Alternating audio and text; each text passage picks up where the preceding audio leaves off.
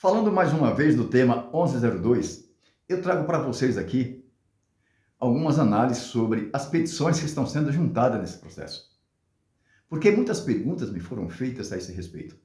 Pessoas que entendem que essas petições que estão sendo juntadas nesse processo, essas petições podem atrapalhar no andamento desse processo.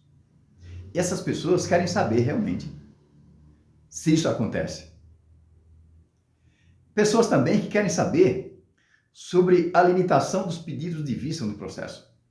Se pode acontecer outro pedido de vista nesse processo. E eu quero falar para vocês aqui o que diz o regimento interno e o que diz a lei a esse respeito. Em primeiro lugar, vamos tratar das primeiras perguntas sobre as petições que estão sendo juntadas nesse processo. Se essas petições podem realmente atrapalhar no andamento desse processo ou não. Nós sabemos porque essas petições estão sendo juntadas nesse processo. Essas petições estão sendo juntadas porque o ministro Alexandre de Moraes, ao apreciar os embargos de declaração, ele concedeu aquela suspensão total em âmbito nacional de todos os processos que versam sobre o tema 1102. Por isso, essas pessoas que estão prejudicadas, pessoas que estão acometidas de doença em estado terminal, pessoas muito idosas que não tem mais como esperar, estão entrando com essas petições. Pessoas pedindo medida de urgência, pessoas pedindo o cancelamento dessa suspensão para que possa pedir junto aos tribunais a implementação dessa revisão previdenciária da vida toda. Pessoas que já foi constatado que realmente têm o direito. Já foi feito os cálculos e mostra que realmente o prejuízo é muito grande. E essas pessoas que não têm mais como esperar, estão entrando com essas petições pedindo o cancelamento da suspensão dos processos. Mas essas pessoas também estão pensando mais em casos pontuais. Não de forma geral, mas mais para essas pessoas que estão em situação que não pode mais esperar. Mas aí a pergunta, essas petições têm o condão de atrapalhar no andamento do processo?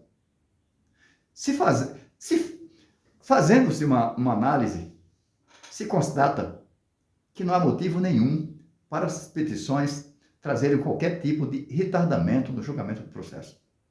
Em primeiro lugar, o processo é digital.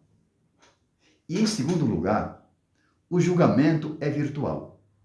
E o ministro relator que concedeu essa suspensão dos processos, ele já depositou seu voto.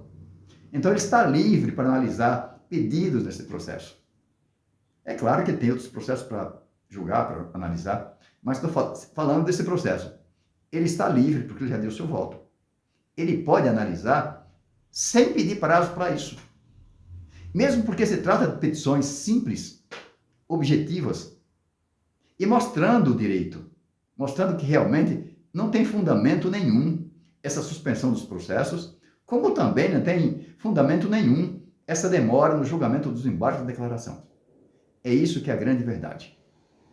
Portanto, essas petições não têm o condão de atrapalhar no andamento desse processo. Muito pelo contrário, elas trazem insumos para auxiliar os senhores ministros a julgar esses embargos de declaração. Mas aí vem outro pedido, o outro questionamento. Pessoas querem saber realmente se cabem outros pedidos de vista nesse processo. Eu já falo para vocês que a lei não limita o pedido de vista. Inclusive, a CCJ, que é a Comissão de Constituição e Justiça, deseja limitar o pedido de vista.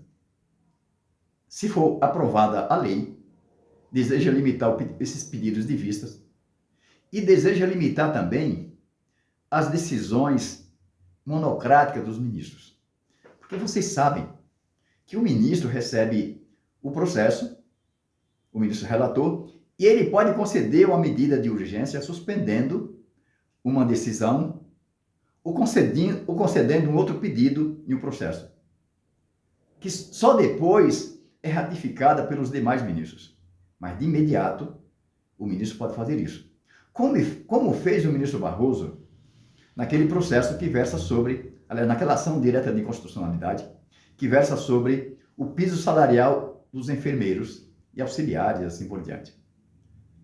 Então, o ministro, se essa lei for aprovada, eles querem limitar a possibilidade de muitos pedidos de vistas, como querem também limitar essas decisões monocráticas. Mas já falo para vocês, desde já. Vários constitucionalistas já estão analisando que essa lei é uma lei inconstitucional. E se essa lei for aprovada, o que vai acontecer? Alguma instituição vai entrar com um pedido de declaração de inconstitucionalidade e o próprio STF vai declarar inconstitucional. É isso que vai acontecer. Porque aqui o Senado está entrando numa esfera que não cabe. Porque o STF tem um regimento interno e que ele segue o regimento interno deles. E não devemos esquecer que isso também é uma faca de dois gumes.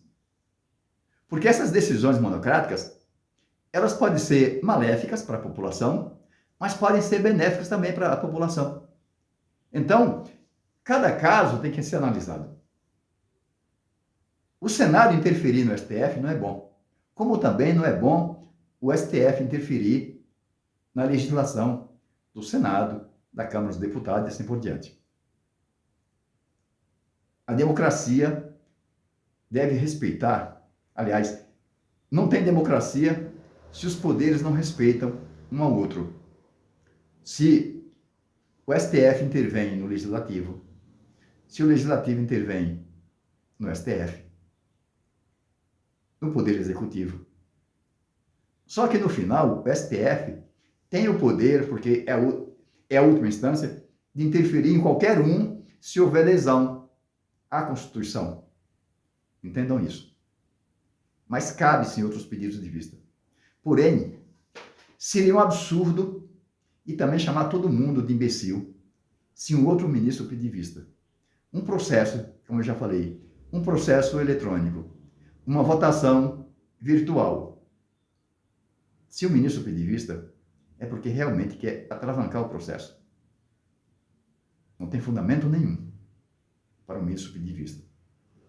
Tem fundamento legal, mas moral seria um absurdo.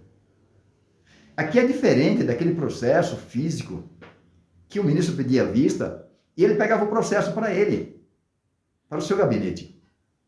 Depois devolvia. Aí outro ministro pedia vista também, pegava o processo, pegava os autos para o seu gabinete. Hoje não. Pede vista só o prazo para suspender, para analisar. E todos podem fazer a mesma análise ao mesmo tempo, porque é um processo digital, é um processo eletrônico. Então, respondendo, cabe pedido de vistas, vários pedidos de vista cabe, mas é moral pedir vista num caso desse aqui, sendo que já tem um pedido do ministro Zanin, e pelo jeito, pelo andar da carruagem, esse pedido vai durar os 90 dias úteis, porque não devolveu até agora, provavelmente vai segurar até os 90 dias úteis. Sabemos também que esses pedidos de vista não diz respeito só à falta de conhecimento do ministro em razão daquela matéria. Porque 90 dias úteis dá mais de 4 meses corridos. Haja falta de conhecimento para analisar os embargos de declaração, pedir 90 dias úteis, ou mais de 4 meses corridos.